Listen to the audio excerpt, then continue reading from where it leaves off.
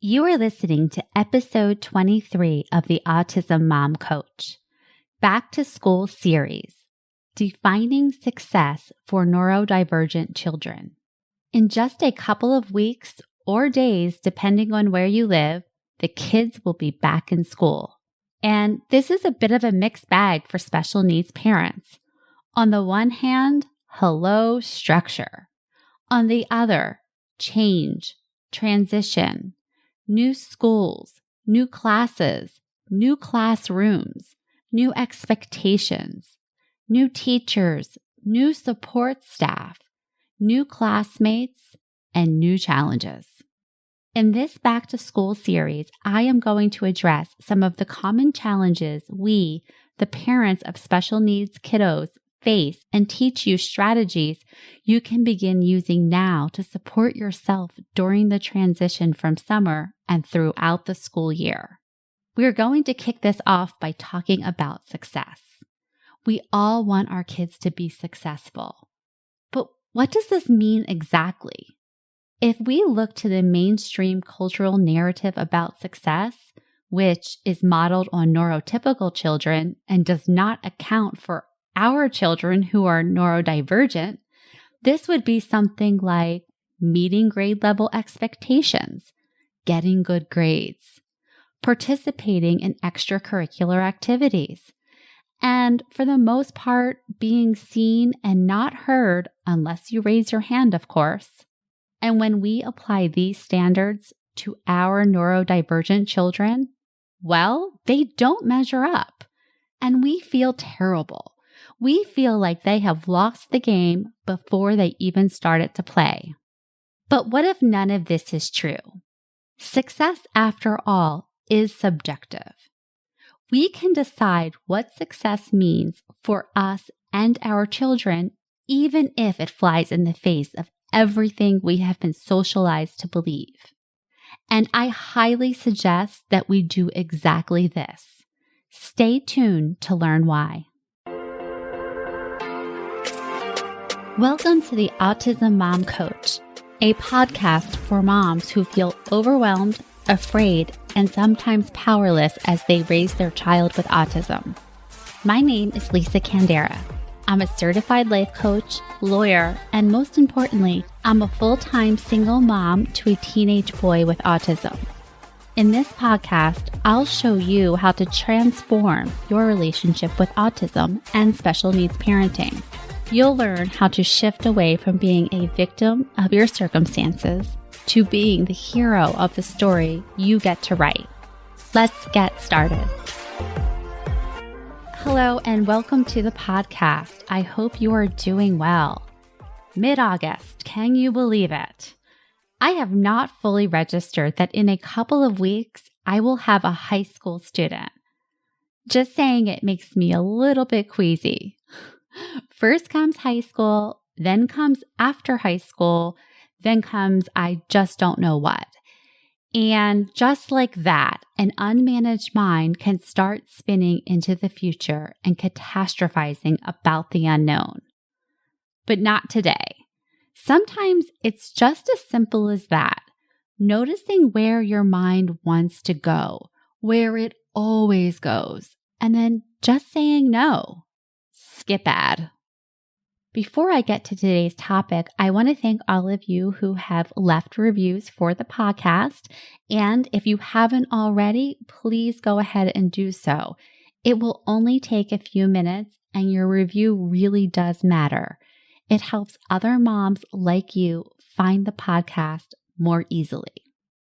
On that note, I want to read a review by Mrs. Pink 2018. She wrote, "As a mom of a teen with severe autism, I find Lisa's podcast to be full of the practical ideas and support I could never find in traditional therapy. She knows the emotional struggles because she's actually been there, and I love how she uses humor, honesty, and real-life examples to teach techniques that empower you as a parent. Love this podcast." Well, thank you so much for that review. It really means a lot to me to know that the advice and the strategies that I am sharing have been helpful to you And that's why I'm doing this. So again, thank you. Okay. As I said in the intro, this is going to be a back to school series. It will consist of 4 episodes, including this one, all designed to prepare you for the upcoming school year. Now, when I say prepare, you might be thinking actions, right? All the things you have to do. And I'm not going to lie, there are a lot of things to do. You know this. And while I will cover some of this, I want to remind you where actions come in the self-coaching model that I taught you in episode 6. Pretty far down the line, right? There are circumstances in our lives. We have a thought about them. Those thoughts create a feeling, and those feelings fuel our actions. So while the actions, what we do and what we do not do, are important, they are always driven and fueled by thoughts we are thinking, conscious and subconscious, and the emotions we are feeling in our bodies. So this is what I want to focus on, but not to worry. I will give you some practical strategies and some to-dos.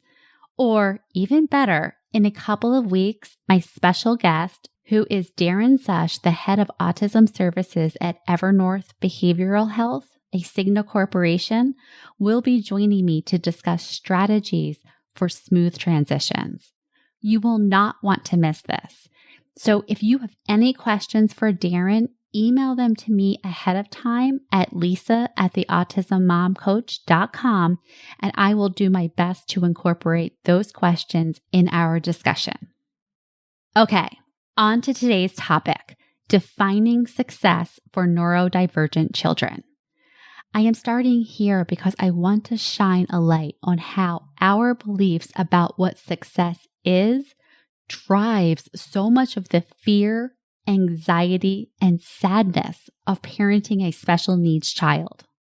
This is because, generally speaking, our views of academic, social, and emotional success for our school-age children are based on standards modeled on neurotypical children and imposed on everyone else. And look, I am not saying that these standards are serving neurotypical children, but they certainly are not serving our neurodivergent children because they don't even account for them. Just think about the typical classroom rules. So I pulled these from different classroom posters I found on Amazon and teachers' websites and from a couple of school districts around the country. And here are some of the most common rules that I found. First, follow directions the first time given. Okay, are you kidding me? Seriously, the first time? Does that mean I can't ask questions? What if I didn't understand? What if the directions weren't clear? Use indoor voices. Okay, what does this mean? My voice is the same inside and outside. Please explain. Be courteous and respectful at all times. Okay, does this mean looking people in the eye because that's going to be a problem? Or does this mean that I can't hold my ears when my classmate with the squeaky voice is talking? Because again, a problem. 4, actively participate in class discussions. By actively, do you mean running around the classroom? Probably not.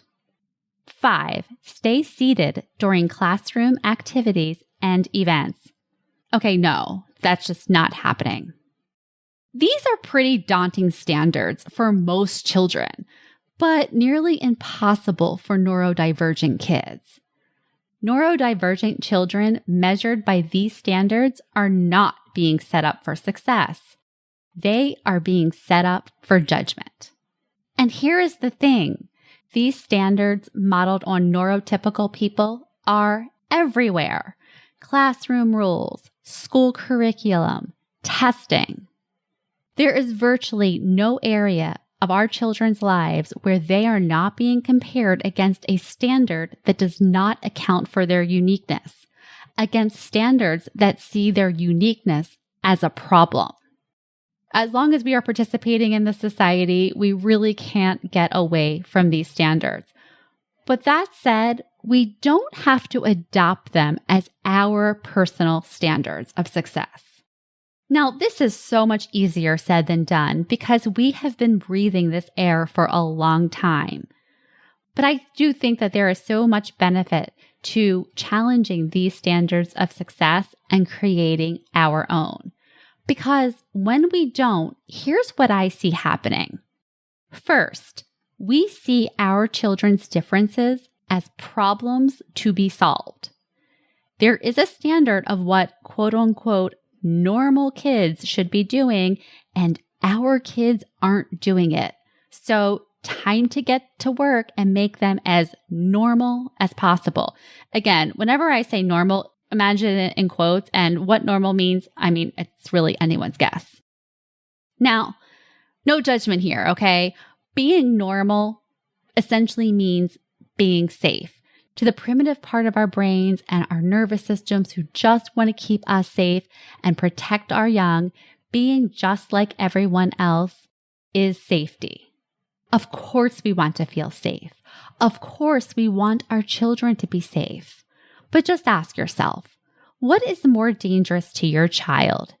Being different or believing that there is a problem? Being different or believing that there is something wrong with them because they are different? The second thing I see happening is we don't see our children. When we are hyper aware of all the things that make our kids not like the others and hyper focused on their deficits, we are not able to see them, who they are. We only see what we believe is wrong with them.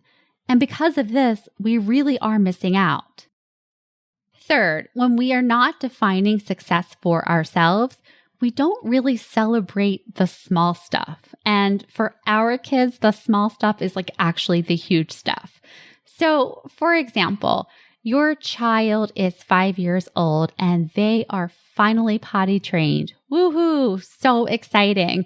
And while you are thrilled by this and you are excited, you kind of temper your excitement with, they should have been potty trained by the time they were 2. 5 years old, that's way too old. Or let's just say your 8-year-old finally knows how to recite their ABCs. And again, you're super proud and you really are excited for them. But you remind yourself, he is 8 years old after all. He should have learned this when he was in kindergarten. So you see what I'm saying here. You're excited, but not really. You're excited, but then you're still comparing it to the model of what you think it should have been, instead of just believing that this is an amazing success, period. So these are just some of the consequences that I see of not defining success for ourselves. We suffer, our relationships with our kids suffer, and our relationships with ourselves suffer. But here's the good news. You do get to decide what success means for you, even if no one agrees with you. You get to decide that your child is a raving success, even if they never meet an IEP goal. Even if they never play a sport, even if they never step foot into an integrated classroom. But to do this, we need to challenge our own mental rigidity and all or nothing thinking about what it means to be a success.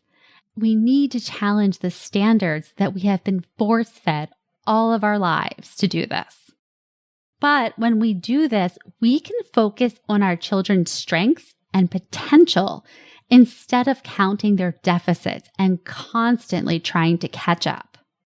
And when we do this, we get to see our children for who they are and not who we think they should be. Here is what I challenge you to do. Finish the following sentence.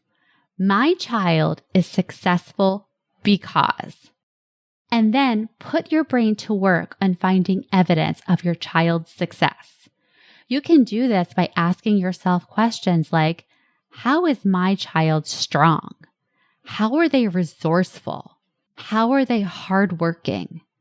How are they loving and kind? Why is my child the hardest working person I know? What are some examples of my child displaying their genius in a way that is not capable of testing or standards? What are some examples of my child displaying genius in a way that is not capable of being captured by any standardized test? And then finally, every day, challenge yourself to spot a success. Any success, big or small. Maybe success is getting on a school bus with a new bus driver. Maybe it is wearing headphones in a crowded lunchroom. Maybe it is trying to play a sport at lunchtime. Maybe it is communicating a want or a need. Maybe it is rebounding from a setback or a disappointment. Put your brain to work on spotting success. We're so good at spotting deficits because really that's what we've been trained to do. And there's no judgment there. But you can put your brain to work on spotting success, and I promise you, you will find them.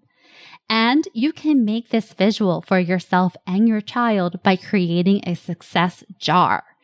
This is just a clear jar or a container where you can add a note each day as an example of a success.